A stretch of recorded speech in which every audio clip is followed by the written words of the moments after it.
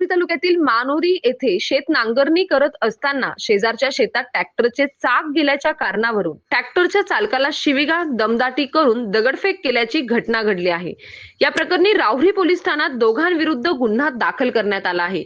याबाबत मिळाली माहिती अशी की राहुल नानासाहेब मोरे वय 34 वर्षे राहणार मानोरी तालुका राहुरी हे मजुरी व चालक म्हणून काम करतात। ते आपल्या चुलत मामाची शेती वाट्याने करत असून दिनांक 23 मे 2026 रोजी दुपारी 4:30च्या सुमारास मानोरी शिवारात ट्रॅक्टरने शेताची नांगरट करत होते।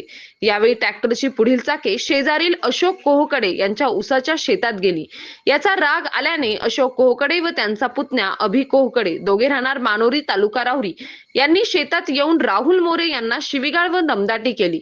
पुन्हा या शेतात नांगरट करायला आला तर मारून टाकू अशी धमकी दिल्याचा आरोप फिर्यादीने केला आहे। त्यानंतर अशोक कोहकडेने यांनी येथील दगड उचलून राहुल मोरे यांच्या डोक्यात फेकून मारल्याने त्यांना दुखापत झाली। घटनेनंतर राहुल मोरे यांनी अमोल भरत जाधव व सचिन कारभारी मकासरे यांना फोन करून बोलावले। त्यानंतर त्यांना मानोरी येथील रुग्णालयात उपचारासाठी दाखल करण्यात आले। या प्रकरणी राहुरी पोलीस ठाण्यात आरोपी अशोक कोहकडे व अभि कोहकडे यांच्या विरुद्ध गुन्हा दाखल करण्यात आला। पुढील तपास राहुरी पोलीस करीत आहे। सतीश फुलसौंदर सह राजेंद्र मसे, MS न्यूज 15 राहुरी अशाच नवनवीन बातम्या पाहण्यासाठी चॅनलला सबस्क्राईब करा।